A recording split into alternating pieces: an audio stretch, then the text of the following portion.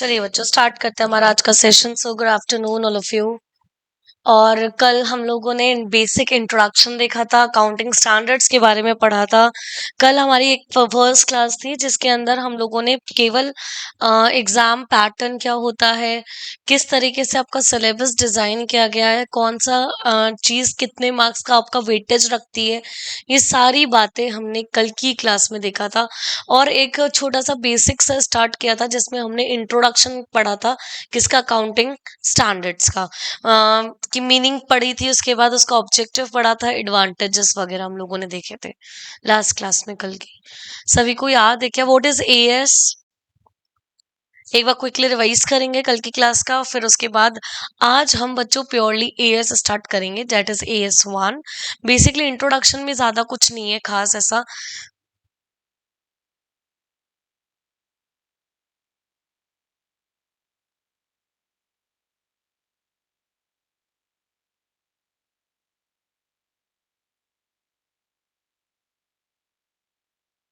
ठीक है, कुछ ऐसा खास हमारे फर्स्ट चैप्टर के अंदर तो मतलब इंट्रोडक्शन के अंदर जितना रेलिवेंट था हमने उतना पार्ट पढ़ा।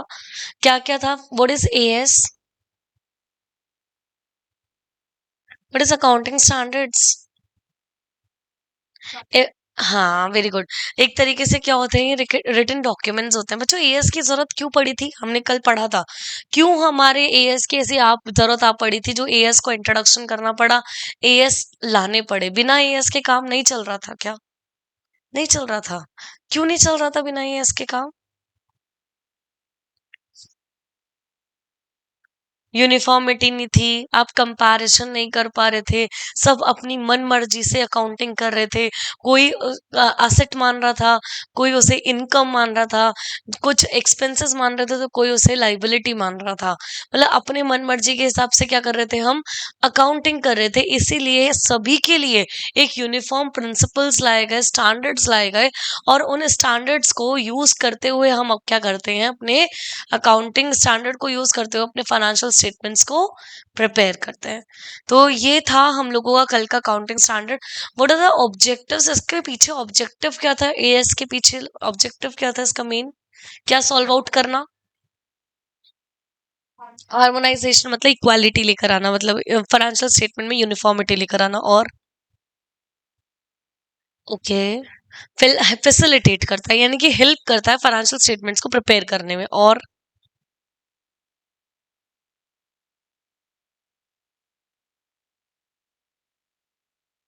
एक सिस्टमैटिक वे में आप क्या कर रहे हो, हाँ अकाउंटिंग कर, बिल्कुल रिलायबिलिटी लाना, ट्रू एंड फेयर व्यू दिखाना। उसके बाद what are the advantages of accounting standards?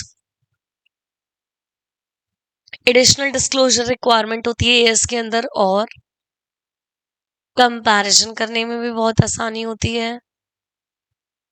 Misleading, हाँ मिसलीड मैनिपुलेशन वगैरह जो होता है उसको भी क्या करता है, प्रिवेंट करता है अकाउंटिंग स्टैंडर्ड। ये कल की क्लास में हम लोगों ने देखा था। बच्चों अब हम लोगों ने बेसिक तो पढ़ लिया है, अब अपन क्या करेंगे, आज हम आज हम क्या करेंगे, AS1 कर रहे हैं। अकाउंटिंग स्टैंडर्ड में मेजर पार्ट मीनिंग पढ़े, बेनिफिट्स पढ़े, ऑब्जेक्टिव्स पढ़े। बच्चों ये AS किस किस के लिए एप्लीकेबल होता है? लार्ज एंटिटीज के लिए तो सभी के लिए एप्लीकेबल है। मतलब सभी को अकाउंटिंग स्टैंडर्ड फॉलो करते हुए क्या करना है, अपने फाइनेंशियल स्टेटमेंट्स को रेडी करना है। देन उसके बाद आपका क्या आएगा? और अगर MSME वगैरह होंगे, स्मॉल मीडियम एंटरप्राइजेस वगैरह हैं, तो उनको कुछ अकाउंटिंग स्टैंडर्ड्स अप्लाई होते हैं और कुछ अकाउंटिंग स्टैंडर्ड्स क्या होते हैं, फॉलो करने पड़ते हैं। कुछ अकाउंटिंग स्टैंडर्ड्स एग्जेम्प्ट हो जाते हैं, कुछ अकाउंटिंग स्टैंडर्ड्स फॉलो करने पड़ते हैं। ये सब हम बात की बातें हैं। अब हम आज जो मेन करने वाले हैं वो है अकाउंटिंग स्टैंडर्ड 1। हेडिंग डालिए बच्चों, अकाउंटिंग स्टैंडर्ड 1। बच्चों कितने AS पढ़ने टोटल? 27 AS पढ़ने हमें। टोटल मिला के 29 आपके AS हैं, जिसके अंदर से 2 AS आपके मर्ज हो गए हैं, AS6 एंड AS8। वो मर्ज हो गए हैं AS10 और AS26 के अंदर। तो आपको वो 2 AS पढ़ने की जरूरत नहीं है, तो टोटल आपको 27 AS पढ़ रहे हैं। पढ़ने हैं उसमें से पहला स्टैंडर्ड जो हम पढ़ रहे हैं अकाउंटिंग स्टैंडर्ड 1 पढ़ रहे हैं। अकाउंटिंग स्टैंडर्ड 1 पढ़ेंगे बच्चों। अकाउंटिंग स्टैंडर्ड 1 बच्चों बहुत ही ज्यादा सिंपल, बहुत ही ज्यादा आसान है। डिस्क्लोजर ऑफ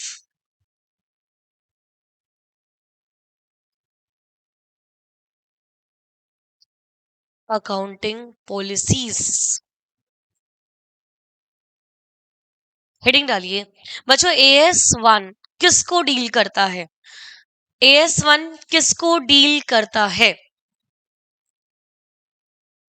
डिस्क्लोजर को डील करता है। कौन सा डिस्क्लोजर? डिस्क्लोज करना है मतलब मुझे किसको डिस्क्लोज करना है? अकाउंटिंग पॉलिसीज को डिस्क्लोज करना है। यानी कि जैसे आपको पता होगा, आपने इन्वेंट्री का वैल्यूएशन पढ़कर आए हो ना, जिसमें आपने इन्वेंट्री का वैल्यूएशन कैसे पढ़ा होगा? कॉस्ट और NRV which ever is lower, ये पढ़ा है। कई कई जने क्या करते हैं, कॉस्ट पे रिकॉर्ड करते हैं, और कई जने क्या करते हैं, कॉस्ट और NRV which ever is lower पे रिकॉर्ड करते हैं। तो जो भी अकाउंटिंग पॉलिसी आप अपने फाइनेंशियल स्टेटमेंट्स में अडॉप्ट करते हुए अप्लाई कर रहे हो, वो सारे के सारे आपको क्या करने पड़ेंगे? डिस्क्लोजर की तरह दिखाने पड़ेंगे कि हम ये अकाउंटिंग पॉलिसी क्या कर रहे हैं, फॉलो कर रहे हैं, इसको प्रेजेंट करने के लिए। क्या समझ रहे हो क्या? तो यहाँ पर हम पढ़ क्या रहे हैं बेसिकली, AS1 क्या कह रहा है कि जो भी आपकी अकाउंटिंग पॉलिसीज है ना बिजनेस की, उसको आप क्या कर दो, सीधा सीधा डिस्क्लोज करके सबको बताओ कि हमारी अकाउंटिंग पॉलिसीज ये हैं जो कि हम फॉलो कर रहे हैं। तो ये AS1 डील करता है डिस्क्लोजर ऑफ अकाउंटिंग पॉलिसीज। अब थोड़ा सा आप मेरे साथ लिखेंगे थोड़ा बच्चों। AS में सारी चीजें अपन को लिखनी है सिस्टमैटिक तरीके से, और फिर उसके बाद जाके हम लोग क्या करेंगे, अभी इसमें तो कोई प्रैक्टिकल क्वेश्चन ऐसा सच है नहीं आपका। AS2 से आपके प्रैक्टिकल क्वेश्चन स्टार्ट हो जाएंगे। तो बच्चों आज हमारा टारगेट क्या रहेगा, AS1 को फटाफट से कंप्लीट करना। बहुत ही छोटू सा इंडेस है, बहुत ही छोटू सा AS है, जिसको हम फटाफट से क्या करेंगे, स्टार्ट करके आज की क्लास में ही वाइंड अप करेंगे, और कल से हम बच्चों प्रैक्टिकल पर्सपेक्टिव पे मूव करेंगे, that is AS2 valuation of inventory. ठीक है, चलिए। सबसे पहले बच्चों इसके अंदर मुझे कितने टॉपिक्स कवर करने हैं, आप मेरे साथ बढ़िया तरीके से अगर बच्चों आप कॉपी मेंटेन करेंगे तो आपको रिवीजन करने में भी आसानी होगी। तो आपका टॉपिक्स क्या क्या कवर हमें करने हैं, टॉपिक कवर्ड। इस AS के अंदर आपको बेसिकली 2 टॉपिक्स कवर करने हैं। कौन कौन से 2 टॉपिक्स कवर करने हैं? एक तो अकाउंटिंग पॉलिसीज। सबसे पहले तो आपको ये जानना पड़ेगा कि अकाउंटिंग पॉलिसीज होती क्या है। उसके बाद फंडामेंटल अकाउंटिंग अजम्पशन, बच्चों जो कि आप पढ़कर भी आए हो। कुछ आपको पता है अजम्पशन लेके चलते हैं जब भी कोई कंपनी स्टार्ट बिजनेस स्टार्ट करते हैं। Very good, very good. Going concern, very good. ये सभी मिला के मतलब क्या होता है, ये हमारे फंडामेंटल अकाउंटिंग अजम्पशन है कि ये तो होंगे ही होंगे।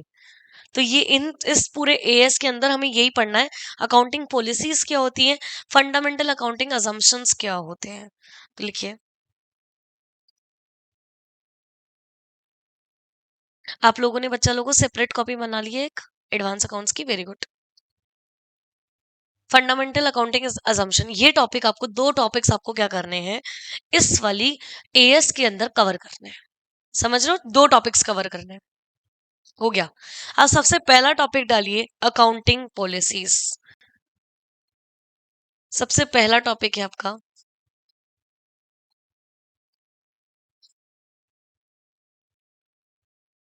Accounting policies. बच्चों अकाउंटिंग पॉलिसीज क्या होता है, लिखिए मेरे साथ। मीनिंग सबसे पहले लिखेंगे हम, मीनिंग, मीनिंग ऑफ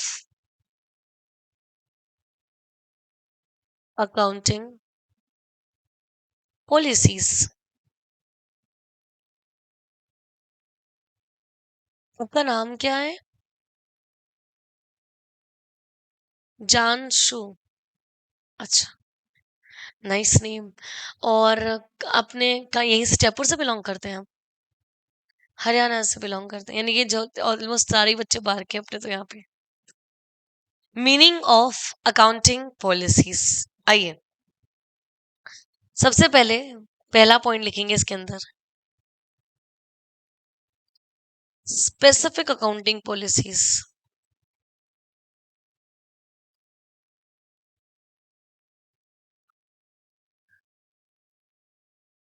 जैसे एग्जाम्पल के तौर पे लिखो, एग्जाम्पल के तौर पे inventory is valued at cost और एनआरवी। एंड दूसरा पॉइंट लिखिए, मेथड्स मेथड्स। बच्चों आपके पास आईसीएआई का स्टडी मटेरियल है? अभी आया नहीं है। Methods of applying those specific accounting policies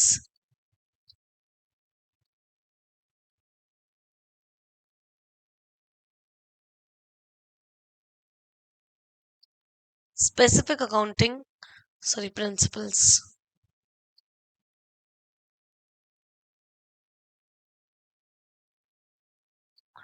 accounting principles, example cost formula of inventory,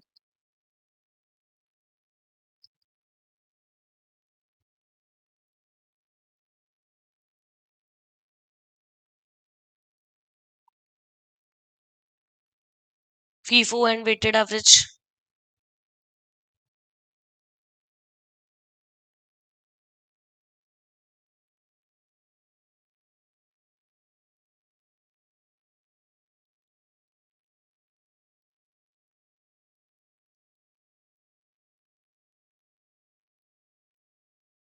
आइए बच्चों सबसे पहले मीनिंग के अंदर देखते हैं।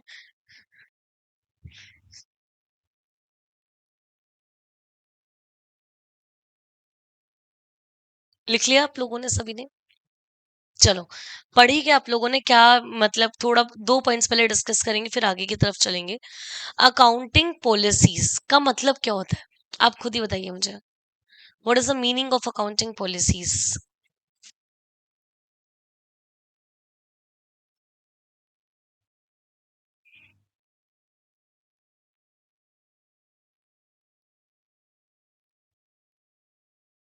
अच्छा देखिए, अकाउंटिंग पॉलिसीज क्या होती है कि स्पेसिफिक अकाउंटिंग पॉलिसीज होती है। मतलब आप अपनी बिजनेस के अंदर कुछ स्पेसिफिक अकाउंटिंग पॉलिसीज क्या करते हो, अप्लाई करते हो, है ना। Specific accounting policies, example inventory is valued at cost और एनआरवी। यानी कि आपका यहाँ पे एग्जांपल के तौर पे लिखा हुआ है कि जो आप इन्वेंट्री वैल्यू करते हो वो या तो कॉस्ट पे होता है या फिर NRV, which ever is lower. या तो कॉस्ट पे करें या फिर एनआरवी पे करें और या फिर दोनों में से लोअर का करें। तो यहाँ पे अकाउंटिंग पॉलिसी आपकी क्या होनी चाहिए? स्पेसिफिक होनी चाहिए। स्पेसिफिक मतलब डिफाइंड होनी चाहिए कि हमारी ऐसा हम कर रहे हैं। एग्जाम्पल के तौर पे मैंने इन्वेंट्री का एग्जाम्पल यहाँ पे रखा है। Methods of applying those specific accounting principles, मतलब मेथड्स ऑफ अप्लाइंग, किस मेथड्स को आप यूज कर रहे हो वो भी एक तरीके की आपकी क्या है, पॉलिसी। तो वो भी आपको क्या करना पड़ेगा, स्पेसिफाई करना पड़ेगा अकाउंटिंग प्रिंसिपल्स, अकाउंटिंग पॉलिसीज के अंदर। क्या समझे? जैसे इन्वेंट्री को आप अलग अलग तरीके से वैल्यू कर सकते हो अगर आपने पढ़ा हो तो, फीफो, लीफो, वेटेड एवरेज, फिर कॉस्ट बेसिस पे, कॉस्ट फॉर्मूला बेसिस पे भी काम कर सकते हो। तो देखिए यहाँ पे cost formula of inventory, FIFO, weighted average, LIFO, यानी कि कौन सा मेथड आप अप्लाई कर रहे हो किस आइटम को मेजर करने के लिए, of applying those specific accounting principles, वो भी आपको क्या करना पड़ेगा, बताना पड़ेगा, डिस्क्लोज करना पड़ेगा। समझ रहे हो? तो आपकी 2 चीज़ें आ गई, कौन-सी पॉलिसीज़ आप कर रहे हो, यानी कि किस तरीके से आप अपनी इन्वेंटरी को वैल्यू कर रहे हो, कौन-सा मेथड, अगर तरीके अलग-अलग हैं तो कौन-सा मेथड आप लगा रहे हो। तो वो सारी चीज़ें आपको यहाँ पे क्या बतानी पड़ेगी, मेंशन करनी पड़ेगी, डिस्क्लोज़र में डालनी पड़ेगी कि हमने ये मेथड फॉलो करते हुए इन्वेंटरी का वैल्यूएशन किया है। हमने कॉस्ट पे किया है या एनआरवी पे किया है या दोनों में से लोअर का किया है, तो कौन से तरीके से आप मेज़रमेंट कर रहे हो, वो स्पेसिफिक अकाउंटिंग पॉलिसी भी आपको क्या होना चाहिए, डिस्क्लोजर के रूप में दिखना चाहिए। ठीक है क्या? आगे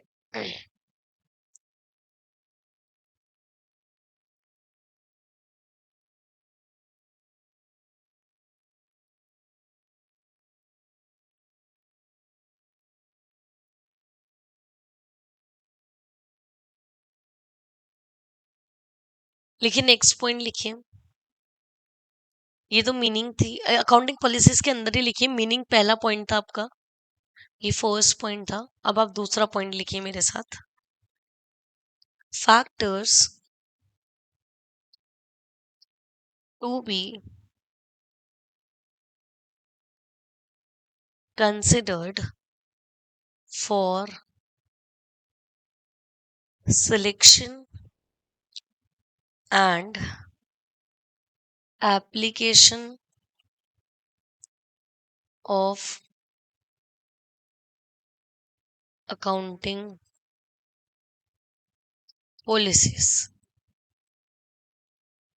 कौन कौन से फैक्टर आपको कंसिडर करने चाहिए जब आप सिलेक्शन कर रहे हो और जब आप अकाउंटिंग पॉलिसी को अप्लाई कर रहे हो, तो कौन कौन से फैक्टर आपको ध्यान में रखने चाहिए। बेसिकली बच्चों 3 फैक्टर्स हैं। पहला फैक्टर है आपका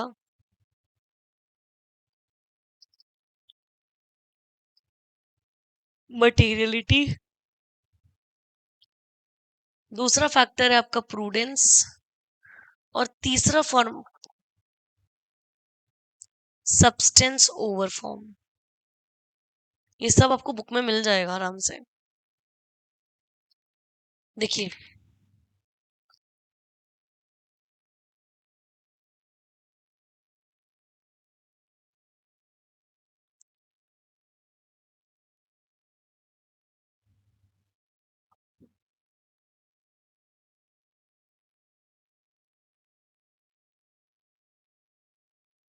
लिख लिया सभी बच्चों ने?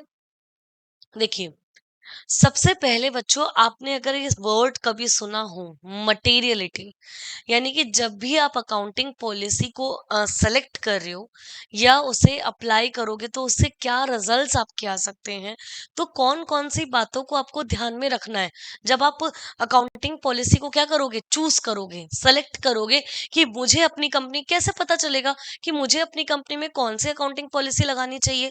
तो कुछ बातें हैं जो आपको ध्यान में रखनी है जब आप सिलेक्शन करोगे किसका, अकाउंटिंग पॉलिसीज का। तो कौन कौन सी बातें देखोगे। सबसे पहले आता है materiality. What is the meaning of materiality?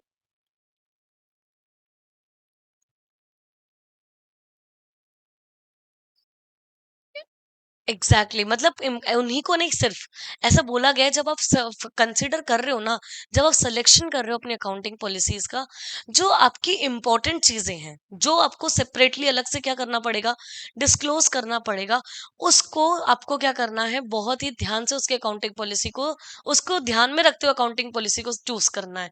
तो मटेरियलिटी यहाँ पे होता है, अगर आसान भाषा में बात करूं तो इम्पोर्टेंट।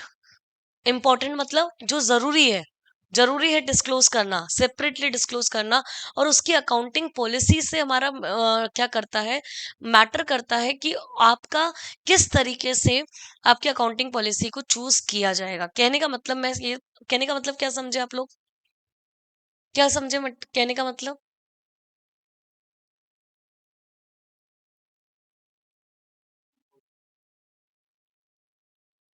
और इम्पोर्टेंट किस चीज का इम्पोर्टेंट, जो अफेक्ट करे, अफेक्ट ना करे तो वो तो इम्पोर्टेंट ही नहीं है।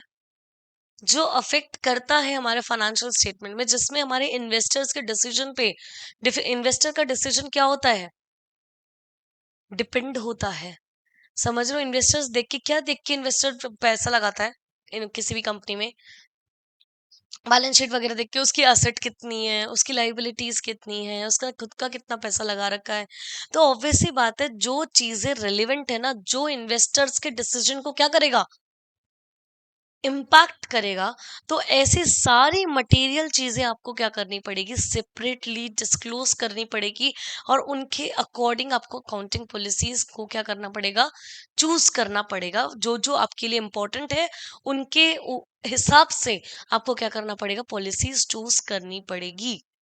क्या तुम इतनी बात समझ में आई?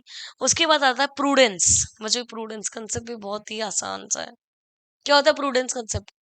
11th क्लास में पढ़ा था आप लोगों ने? पढ़ा तो था, क्या होता क्या है? अरे वाह यार बच्चों, बहुत ही प्यारा। प्रूडेंस का मतलब ही यही होता है बच्चों, जहां पे प्रूडेंस कंसेप्ट क्या कहता है, ये बोलता है कि अगर आपको कोई फ्यूचर में प्रॉफिट होने वाला है, तो आप उसे रिकॉर्ड मत करो। जब एक्चुअली में वो सर्टेन हो जाए ना, निश्चित तरीके से आपको जब मिल ही जाए, तभी आप क्या करो, उसे रिकॉर्ड करो अपने बुक्स में। लेकिन वहीं पे अगर फ्यूचर में आपको क्या होने वाला है, प्रॉफिट की बजाय लॉस होने वाला है, तो उसे आज ही अपनी बुक्स में क्या कर दो, रिकॉर्ड कर को दिखाओ। और या फिर पॉलिसीज इस तरीके से बनाओ जिससे आपको सेपरेटली अब डिस्को क्या कर पाओ, डिस्क्लोजर कर पाओ कि फ्यूचर में मुझे इतने का लॉस होने वाला है। ऑब्वियसली बात है, इन्वेस्टर्स को ये भी पता रहना चाहिए कि फ्यूचर में कंपनी का कितना फायदा हो रहा है और कितना नुकसान हो रहा है, क्योंकि आने वाले समय में इन्वेस्टर कोई फायदा या नुकसान होगा। अरे तुम समझ पा रहे हो क्या? जैसे क्या समझे, आज अगर मैं मान लीजिए कंपनी में इन्वेस्ट करती हूँ, और उस कंपनी को मेरे को पता ही नहीं है अगले साल आने वाले टाइम में बहुत भारी क्या होने वाला है, उनको लॉस होने वाला है। लेकिन मैंने तो आज पैसा लगा दिया, आज के फाइनेंशियल स्टेटमेंट्स देख के। मुझे ये नहीं पता था कि कंपनी को फ्यूचर में क्या होने वाला है, लॉस होने वाला है, और आने वाले समय में मेरे को क्या हो गया, लॉस हो गया। तो समझ रहे हो, मेरे को इन्वेस्टर्स, ये जो भी बच्चों यहाँ पे जितना भी हम पढ़ रहे हैं ना, जितने भी एएस हम लोग यहाँ पे पढ़ेंगे, वो सारे किसके पॉइंट ऑफ व्यू से बनाए गए हैं, इन्वेस्टर्स के पॉइंट ऑफ व्यू से बनाए गए हैं, जिससे इन्वेस्टर को कोई भी किसी भी तरीके का नुकसान ना पहुंचे। रूल्स भी उसी तरीके से बना रखे हैं। अब मटेरियलिटी कंसेप्ट क्यों डाला? जो जरूरी चीजें आप दिखाओ ना उसे, जैसे हमारे इन्वेस्टर्स क्या हो पाए, देख पाए। जो प्रूडेंस कंसेप्ट है, अगर फ्यूचर में कोई आपको लॉस हो रहा है, तो वो भी आज ही बताओ ना, कि इन्वेस्टर को फ्यूचर में क्या हो सकता है, लॉस हो सकता है। उसके बाद सब्सटेंस ओवर फॉर्म, बताइए। सब्सटेंस ओवर फॉर्म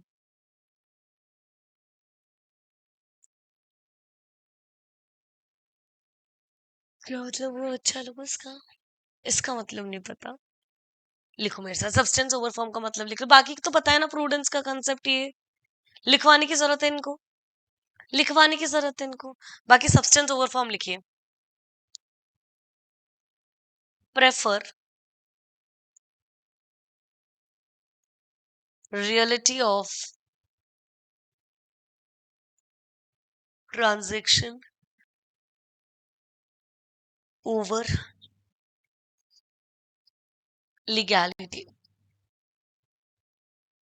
एग्जाम्पल के तौर पे लिखिए इसका एग्जाम्पल।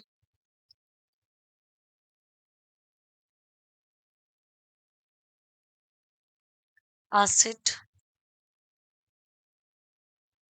बस आज की थोड़ी थ्योरी क्लास और झेल लो बस।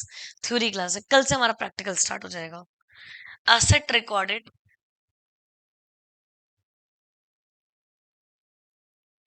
Bye lessee in finance lease. दूसरा एग्जाम्पल,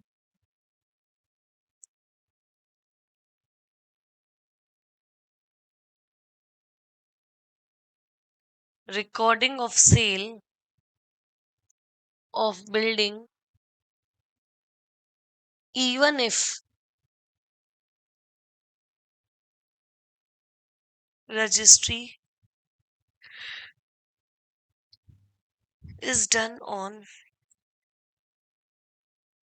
later date।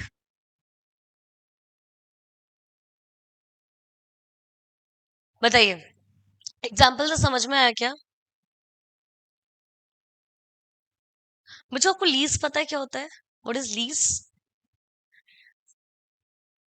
हाँ, मतलब हमने क्या करा, भाड़े पे कोई क्या लिया, असेट लिया, तो असेट रिकॉर्डेड बाय लेसी। बच्चों लेसर कौन होता है, लेसी कौन होता है? लेसी जो लेता है ना, भाड़े पे, यानी कि asset recorded by lessee in finance lease. बच्चों दो तरीके की लीज होती है, एक होती है आपकी ऑपरेटिंग लीज और दूसरी होती है आपकी फाइनेंस लीज। अब दोनों में डिफरेंस क्या है? ऑपरेटिंग लीज एक ऐसा लीज होता है जहां पे आपको एक टाइम पीरियड के बाद वो असेट क्या करना पड़ता है, दोबारा वापस करना पड़ता है, क्योंकि अब वो हमारा असेट तो नहीं है, हमने तो भाड़े पे ले रखा है। अगर मैंने भाड़े पे ले रखा है तो मुझे एक टाइम पीरियड के बाद, जैसे मान लीजिए मैंने ना कितने टाइम के लिए लीज पे लिया, 2 सालों के भाड़े पे ले लिया उस असेट को, यूज किया, और फिर उस 2 साल जैसे ही खत्म हो गए और उस असेट को वापस से रिटर्न कर दिया, that is called the operating lease. अब बच्चों यहाँ पे फाइनेंस लीज क्या होता है, दोनों में डिफरेंस क्या है, हम AS 19 के अंदर भी लीज के बारे में पढ़ेंगे, तब मैं आपको ये सारी बातें इन डिटेल बताऊंगी कि हम लीज क्या होता है। दो तरीके की लीज होती है, एक होती है ऑपरेटिंग लीज, एक होती है आपकी फाइनेंस लीज। तो ये सारी बातें हम लोग आपके AS 19 के अंदर तो पढ़ेंगे ही पढ़ेंगे, है ना। अभी थोड़ा सा जितना आपके लिए रेलिवेंट है उतना आप समझ लीजिए। अभी फाइनेंस लीज के अंदर क्या होता है बच्चों, हम असेट को यूज करते जाते हैं, और एक टाइम पीरियड, जैसे ही आपका लीज का टाइम पीरियड खत्म होता है ना, आप उस असेट को जितनी भी वैल्यू में आज है, उस वैल्यू को देख के आप खुद के पास ही क्या कर लेते हो, रख लेते हो उस असेट को, देते नहीं हो दोबारा। मतलब कहने का मतलब स्टार्टिंग में वो लीज की तरह होता है, जैसे ही आपका लीज पीरियड खत्म हो जाता है, उस लीज पीरियड जैसे खत्म हो गया, अब असेट देने का समय आ गया, लेकिन आपने असेट ना देने के बजाय क्या दे दिया, पैसा दे दिया। समझ रहे हो, पैसा दे दिया। अब पैसा दे दिया तो उसका, अब वो असेट किसकी बन गई, तो यहाँ पे asset is recorded by lessee in a finance lease. लेकिन बच्चों मुझे एक बात बताइए, आज जो मैंने, भले ही मैंने फाइनेंस लीज पे उस असेट को लिया है, स्टार्टिंग में पता होता है कि आप ये जो लीज पे ले रहे हो वो ऑपरेटिंग पे ले रहे हो या फिर फाइनेंस पे ले रहे हो, स्टार्टिंग से आपको पता होता है। अगर आप वो फाइनेंस लीज पे लेते हो तो इसका मतलब वो फ्यूचर में आपकी क्या बनने वाली है, एसेट बनने वाली है, क्योंकि वो अब आपकी हो जाएगी फ्यूचर में। लेकिन अभी तो नहीं है ना, नहीं है ना। लेकिन आपने असेट को रिकॉर्ड कर लिया फाइनेंस, जो अगर जो आपने असेट खरीद ली थी उससे, वो अपनी अपने बुक्स में दिखा दिया एज असेट की तरह। तो यहाँ पे क्या बोला, prefer reality of transaction over the legality. आप यहाँ पे रियलिटी देखिए ट्रांजेक्शन की, लीगलिटी मत देखिए। समझ रहे हो क्या, रियलिटी तो क्या है, रिय, अरे रियलिटी ये है कि फ्यूचर में तो वो हमारे पास आ जाएगा, लीगल फॉर्म में नहीं है मेरे पास आज। उल्टा समझ रहे हो, लीगली आज वो मेरी असेट नहीं है, क्योंकि मैंने उसके अगेंस्ट में पैसा नहीं दिया। मैंने आज लीज के ऊपर लिया तो लीज के ऊपर पैसा ले रखा है, और जैसे ही मेरा लीज पीरियड खत्म हो जाएगा फिर मैं उस एसेट को परचेज कर लूंगी। सही है। तो आप रियलिटी क्या है, अगर फाइनेंस लीज की रियलिटी क्या है, कि कुछ टाइम बाद वो एसेट क्या बन जाएगी, आपकी बन जाएगी लीगल तरीके से, लेकिन आज ही आप उसे किसकी तरह रिकॉर्ड कर रहे हो, एसेट की तरह, because of the reality is saying this asset is a finance lease. नहीं समझा क्या अभी भी? अरे जैसे मान लो, आज मैंने, तुम, मैं ना लेसर हूं, तुम लोग क्या हो, लेसी हो, ठीक है। मैंने तुम सबको क्या करी, असेट लीज पर दिया, ठीक है। अब मुझे एक बात बताओ, तुमने मैंने ही बोल दिया स्टार्टिंग में, ये जो लीज पे तुम असेट ले रहे हो कौन सी लीज है, कौन सा टाइप की लीज है, फाइनेंस लीज है। समझ गए, यानी कि क्या वो असेट तुम्हारी आज है क्या, नहीं है। कब होगी एक्चुअली में, तो ओनरशिप कब मिलेगी तुम्हें एक्चुअली में, जब तुम असेट को खरीद लोगे। अरे ओनरशिप तो तभी आता है बच्चों, आज मेरे पास ओनरशिप मतलब इन सेंस वो नाम उस असेट पे, कि हाँ भैया मैं, मेरी ही है, पोजेशन में आपकी रहेगी, लेकिन ओनरशिप किसकी होगी, सामने वाले की। नहीं समझे क्या, क्या समझे, मैं ये कह रही हूँ, ओनरशिप सामने वाले की है लेकिन पोजेशन आपके पास है, ये समझ रही बात। लेकिन आपकी ओनरशिप कब आएगी, जब खरीद लेंगे। लेकिन आप स्टार्टिंग से ये बात क्लियर है कि कौन सी टाइप की लीज है, फाइनेंस लीज। आप लेकिन उसे आज किसकी तरह रिकॉर्ड कर रहे हो, असेट की तरह। भले ही आपके पास ओनरशिप नहीं है। वो असेट अभी आज आपकी नहीं है, फिर भी आप उसे किसकी तरह रिकॉर्ड कर रहे हो? असेट की तरह, क्योंकि आपने लीगैलिटी पे नहीं किया, किस पे प्रेफर कर रहे हो? रियलिटी पे। रियलिटी तो क्या है? क्योंकि वो फ्यूचर में हमारी होने वाली है, लीगल ओनरशिप हमारे पास नहीं आई है, लेकिन फिर भी हम उसे किसकी तरह रिकॉर्ड कर रहे हैं? असेट की तरह रिकॉर्ड कर रहे हैं, क्योंकि रियलिटी ये कह रही है कि इन फ्यूचर आपके पास क्या आ जाएगा? वो असेट आ जाएगा। लीगल फॉर्म में भले ही वो मेरी असेट आज नहीं है, क्योंकि ओनरशिप है ही नहीं, तो मेरी लीगल तरीके से मेरी असेट तो है ही नहीं, फिर भी मैं उसको किसकी तरह रिकॉर्ड कर रही हूँ? असेट की तरह। तो आप लोग अब सीधा समझ पाए हो क्या? Prefer reality, not legality. मतलब ट्रांस आपको रियलिटी और लीगैलिटी में से कौन सा प्रेफर करना है? रियलिटी प्रेफर करना है। सब्सटेंस ओवर फॉर्म ये कहता है। अभी समझा? हम्म। अब जैसे recording of sale of building even if registry is done on the later date, इसका क्या मतलब हुआ?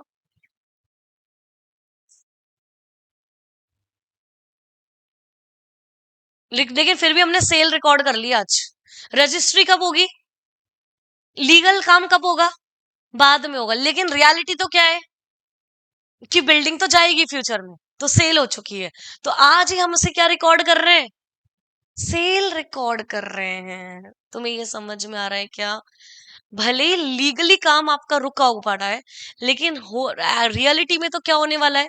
फ्यूचर में जाने वाली रजिस्ट्री आपकी फ्यूचर डेट पे होने ही वाली है, लेकिन आपने रिकॉर्ड आज क्या कर दिया? सेल तो आज ही अपनी बुक्स में क्या कर दिया? इसे रिकॉर्ड कर दिया। That is called the substance over form. समझ रहे हो? सब्सटेंस ओवर फॉर्म क्या कहता है? रियलिटी पे जाओ, लीगैलिटी पे जाओ। लीगल लीगैलिटी में ये बोलता है कि ओनरशिप आपके पास होनी चाहिए, तभी आप उसे असेट मानोगे। अब मुझे एक बात बताओ, अगर तुमने ना भाड़े पे असेट ली, क्या वो तुम्हारी असेट है? तो तुम अपने एक बुक में असेट की तरह रिकॉर्ड करोगे? नहीं करोगे, क्योंकि ओनरशिप तुम्हारी है ही नहीं। एक्चुअली में वो असेट तुम्हारा है ही नहीं, फिर भी तुमने उसको किसकी तरह रिकॉर्ड करा? असेट की तरह रिकॉर्ड करा, because of the reality substance over form. अभी समझी बात ये वाली? चलिए आगे चलते हैं।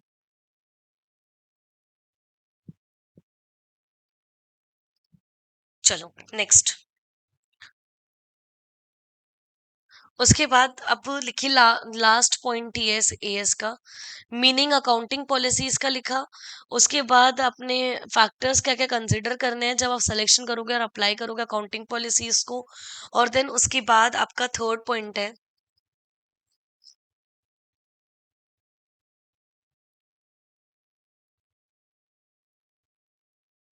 Disclosure of.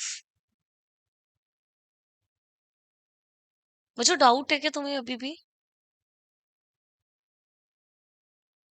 आपको जब भी कुछ बात नहीं समझ में आए तो इमीडिएटली रोक देना है, वहीं पे आगे बढ़ना ही नहीं देना है। क्योंकि बच्चों ऐसे क्या होगा कि हैंड टू हैंड सॉल्व हो जाएगा, वरना तो फिर क्या हो जाएगा? आगे बढ़ जाएंगी चीजें और पीछे का समझ ही नहीं आ पाएगा। तो जब भी नहीं समझ में आए, वहीं रोक के आप एक बार नहीं बच्चों 10 बार पूछिए, कोई दिक्कत नहीं है, क्योंकि हम हैं ही इसीलिए 10 बार बताने के लिए। समझ रहे हो ना? तो इसीलिए कोई दिक्कत नहीं है बच्चों, थोड़ा लेट होगा कोई दिक्कत नहीं है, 10 मिनट एक्स्ट्रा लग जाएंगे, बट समझ में आना जरूरी है। आइए बच्चों, जैसे आपको जितने भी हम एएस पढ़ेंगे ना, 27 जो एएस पढ़ेंगे, उसके अंदर लास्ट में आपको क्या देना होता है? उसको एएस के अकॉर्डिंग डिस्क्लोजर देना होता है। तो अब हम यहाँ पे क्या दे रहे हैं? एएस 1 के अकॉर्डिंग डिस्क्लोजर दे रहे हैं। आइए, पहला, all significant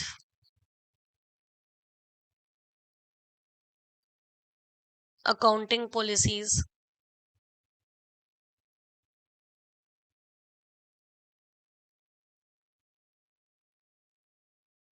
adopted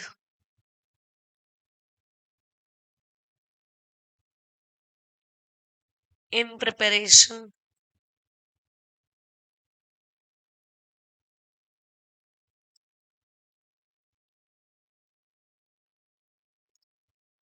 of financial statement should be disclosed in financial statement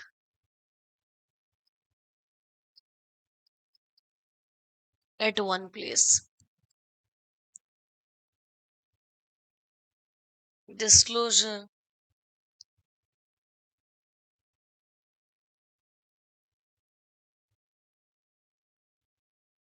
जब सिग्निफिकेंट को अंडरलाइन कर लेना. All significant accounting policy adopted in preparation of financial statement should be disclosed in the financial statement at one place. Disclosure is not a remedy for wrong or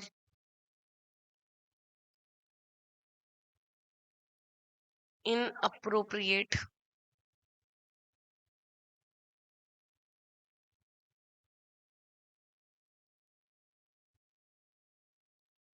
in accounting.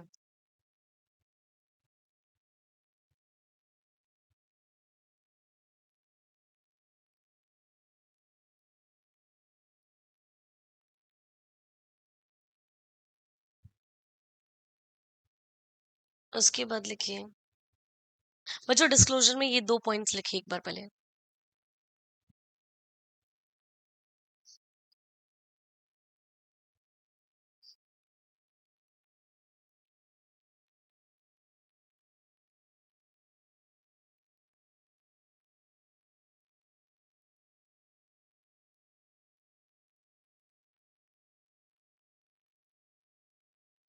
चलिए start करें.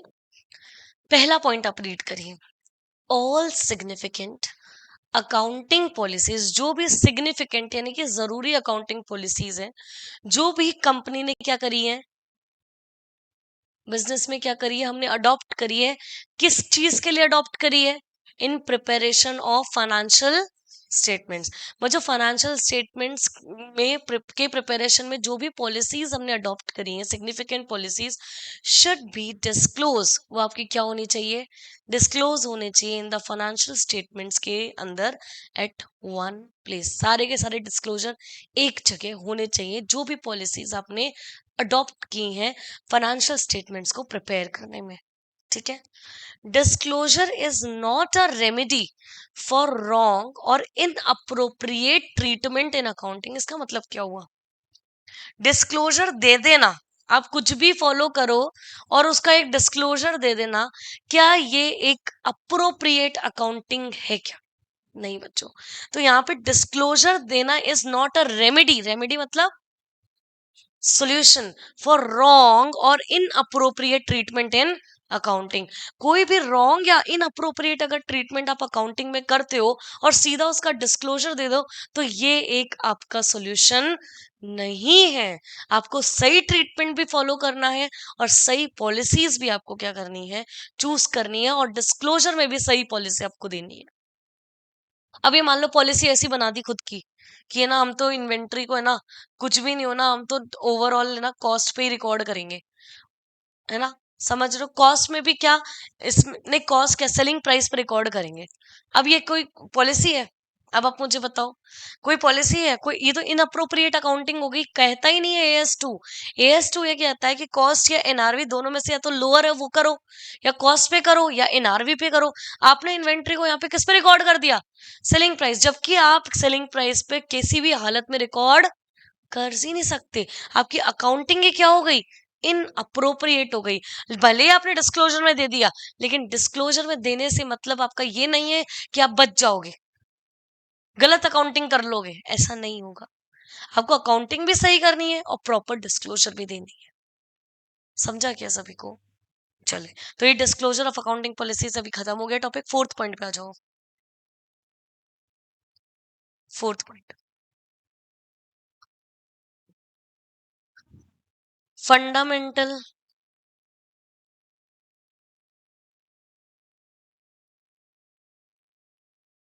Accounting assumptions. जैसा अभी आपने बताया बच्चों, consistency, going concern और accrual, ये तीनों लिख लीजिए. बच्चों इनकी मीनिंग लिखवाने की जरूरत है क्या? कंसिस्टेंसी पता है क्या आपको क्या होता है?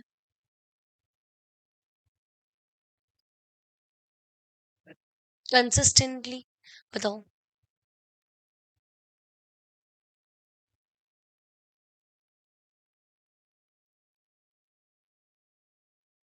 वो तो गोइंग कंसर्न हो गया। What is consistency? हाँ, ये सही बोला आपने। जैसे मान लीजिए बच्चों आज है ना, कंपनी चूज कर रही है कि इन्वेंट्री को हम वैल्यू करेंगे कॉस्ट पे, बोल दिया उसने। पहले साल में उसने क्या करा, कॉस्ट पे करा। अब अगली साल है ना, दोबारा वो एनआरवी पे नहीं कर सकती, या दोनों का लोअर नहीं कर सकती, क्योंकि ये अकाउंटिंग पॉलिसी कंसिस्टेंट होना जरूरी है। ये अजम्पशन माना जाता है कि जो पॉलिसी आज आप चूज कर रहे हो, आने वाले समय में भी आप यही सेम अकाउंटिंग पॉलिसीज क्या करोगे, फॉलो करोगे for the preparation of the financial statement. Consistency होना जरूरी है। समझ रहे हो? दूसरा पॉइंट, अक्रूवल।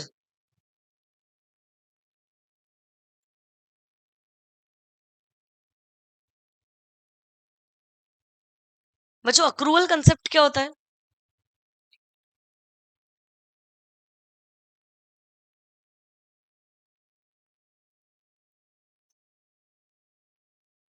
क्रेडिट बेसिस पे मतलब, कहने का मतलब अक्रूवल का मतलब होता है ड्यू बेसिस पे।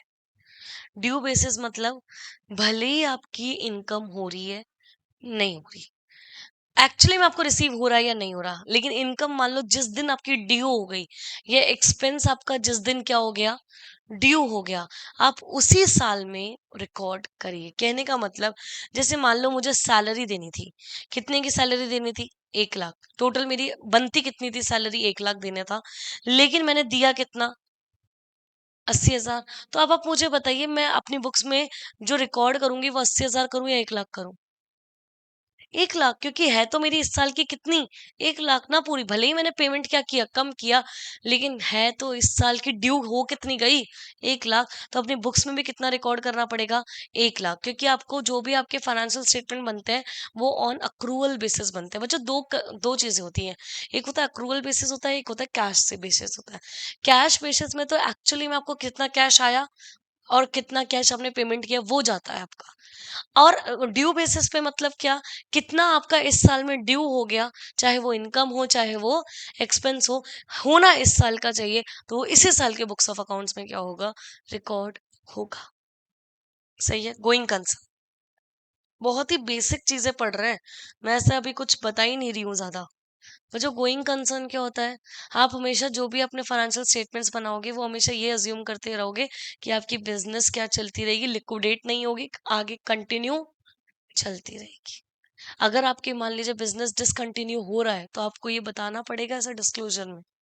समझ रहे हो ना? क्योंकि आपको पता होना चाहिए बाकी लोगों को कि ये कंपनी आगे जाके क्या हो सकती है, बंद हो सकती है, लिक्विडेट हो सकता है ये बिजनेस। समझ रहे हो ना? तो गोइंग कंसर्न, कंसिस्टेंसी और अक्रूवल बेसिस पे काम करना है आपको। आ जाइए बच्चों, यहाँ पे खत्म हो चुका है आपका इंडे AS1 खत्म हो चुका है, जिसके अंदर हमने बच्चों ज्यादा कुछ नहीं करा। AS1 के अंदर सबसे पहले मैंने देखा, दो चीजें कवर करी, एक अकाउंटिंग पॉलिसीज, दूसरा फंडामेंटल अकाउंटिंग अजम्पशन, जो कि लास्ट टॉपिक था मेरा। फंडामेंटल अकाउंटिंग अजम्पशन में मैंने आपको डेफिनेशन लिखवाई, आपको सभी को पता है बच्चों। इसमें से ना तो कभी क्वेश्चन आया है, ना कभी क्वेश्चन आएगा। बस आपका AS1 था, जिसके अंदर ये थ्योरी पॉइंट आपको बोलता है कि जो भी पॉलिसीज आप अडॉप्ट कर रहे हो, वो आपको क्या करनी है, सीधी सीधी डिस्क्लोज करनी है। इसके अलावा कुछ भी ऐसा ज्यादा काम इस एएस के अंदर नहीं है, पूरा का पूरा थ्योरेटिकल है ये आपका। ए अकाउंटिंग पॉलिसीज क्या होती हैं वो हमने देखा। उसके बाद बच्चों, अकाउंटिंग पॉलिसीज को जब आप सेलेक्ट कर रहे हो या अप्लाई करोगे, तो उसका क्या क्या फैक्टर आपको कंसिडर करने हैं, तो कौन कौन सी चीजें आपको कंसिडर करनी है। सबसे पहले तो मटेरियल चीजें कंसिडर करनी है, मटेरियल मतलब जो इंपॉर्टेंट है। दूसरा, प्रूडेंस कंसेप्ट। तीसरा, सब्सटेंस ओवर फॉर्म। ये समझ में आ रहा है क्या सभी को? आपको ये तीनों फैक्टर्स आपको कंसिडर करते हुए आपको क्या करना है, अकाउंटिंग पॉलिसीज को चूज करना है। और देन उसके बाद आपका क्या आ गया, बस उसके बाद आ जाता है हमारा यहाँ पे क्या, डिस्क्लोजर ऑफ अकाउंटिंग पॉलिसीज। सारी सिग्निफिकेंट अकाउंटिंग पॉलिसीज आपको डिस्क्लोज करनी है जब आप प्रिपेयर करोगे क्या, फाइनेंशियल स्टेटमेंट्स। उसके बाद आ जाएगा, disclosure is not a remedy for wrong और इनअप्रोप्रिएट अकाउंटिंग ट्रीटमेंट। ठीक है। उसके बाद बच्चों, फंडामेंटल अकाउंटिंग असम्पशंस हम लोगों ने देखी, consistency, accrual and going concern. क्या यहाँ पे किसी को कोई डाउट अब तक? AS1 के अंदर कुछ ऐसा है ही नहीं जो डाउट जैसा सिस्टम हो। आइए अब हेडिंग डालिए AS2। अभी हमारे पास समय है तो हम लिख ही लेते हैं।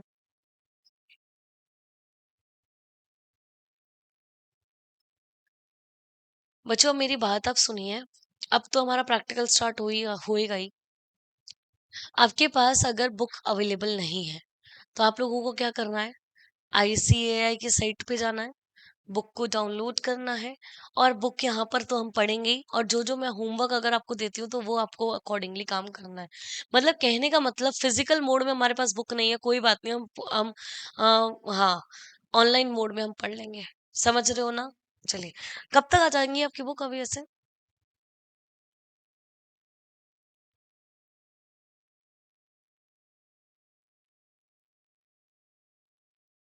चलिए, आ जाओ।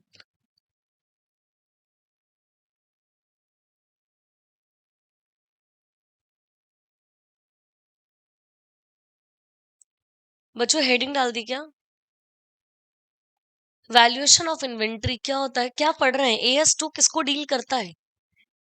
इन्वेंट्री के वैल्यूएशन को डील करता है, यानी कि जो हमारी इन्वेंट्री, इन्वेंट्री मतलब बोले तो क्या, जो स्टॉक मेरे पास है, कब का स्टॉक, जो ईयर एंड पे आपके पास स्टॉक रहता है, उसको आपको कैसे वैल्यू करना है वो आपको एएस2 सिखाता है।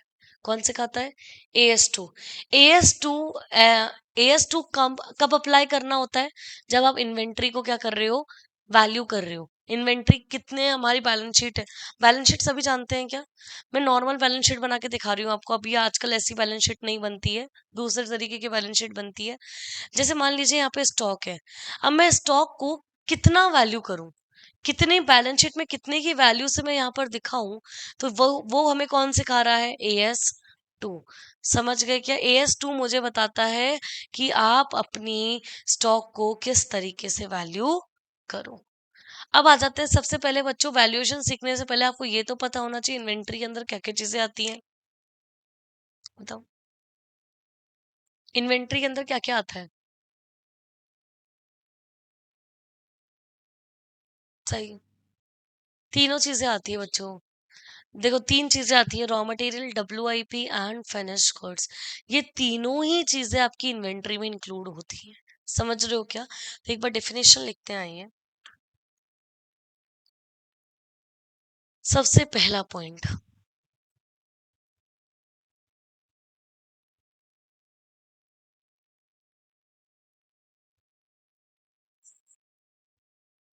Meaning of inventory. मुझे यहाँ पे टेबल फॉर्म में लिखवा दो, ज्यादा आसानी होगी समझने में।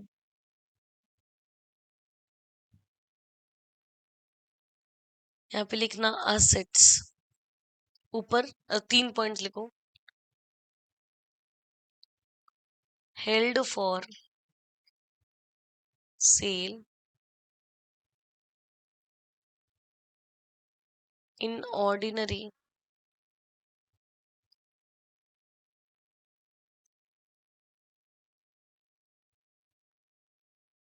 Course of business. और बच्चों ब्रैकेट में लिख लेना, इस टाइप के एसेट को बोलते हैं हम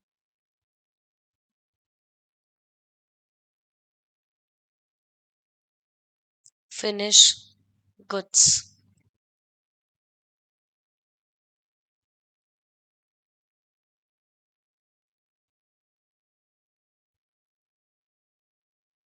इन प्रोडक्शन प्रोसेस,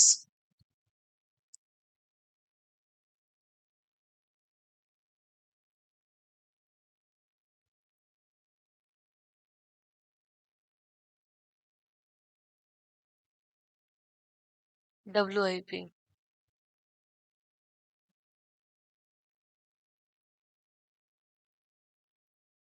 आगे,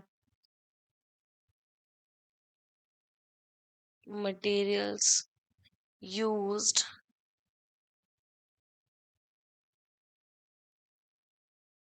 इन प्रोडक्शन प्रोसेस,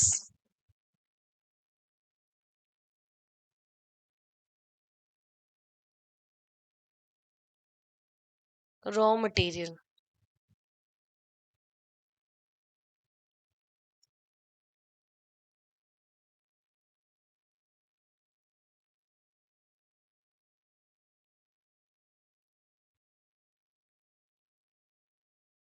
लिख लिया सभी ने? क्या पढ़ा? इन्वेंटरी का मतलब बताओ।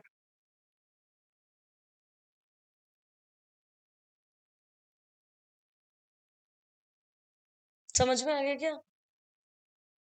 Inventory held for sale in ordinary course of business. Ordinary course of business का मतलब जो नॉर्मल में आप जो रोज क्या कर रहे हो, बेच रहे हो, रोज खरीद रहे हो, यानी कि normal ordinary course of the business में आप क्या कर रहे हो, उसे सेल करते हो, तो उसे हम क्या बोलते हैं, फिनिश गुड्स। और वो फिनिश गुड्स क्या होता है, स्टॉक का पार्ट, वो इन्वेंट्री की डेफिनेशन में इंक्लूड होता है।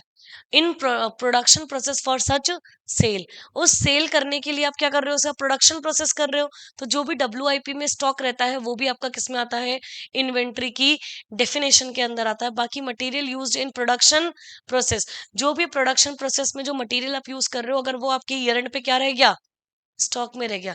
वो जो रॉ मटेरियल वगैरह कब आएंगे, जब आपकी बिजनेस कौन सी हो, मैन्युफैक्चरिंग बिजनेस हो या नॉन मैन्युफैक्चरिंग हो। मैन्युफैक्चरिंग हो, मैन्युफैक्चरिंग जब आप बिजनेस होगा तो आप उसमें रॉ मटेरियल खरीदोगे। जरूरी नहीं है ना जितना रॉ मटेरियल खरीदा सारे का क्या करोगे, प्रोडक्शन करोगे। कुछ रॉ मटेरियल आपके स्टॉक में रह सकता है, तो वो भी किसका पार्ट माना जाता है, इन्वेंट्री का। जो भी प्रोसेस में होता है वो भी स्टॉक आपका किसका पार्ट माना जाता है, इन्वेंट्री का। जो एक्चुअली में फिनिश गुड्स में कन्वर्ट हो गए, आगे सेल करने के लिए काम में आएंगे, वो भी किसका पार्ट माना जाता है। तो इन्वेंट्री की डेफिनेशन में तीन चीजें इंक्लूड होती है आपकी, finish goods, WIP and raw material. समझ गए? आगे चल रही हूँ मैं।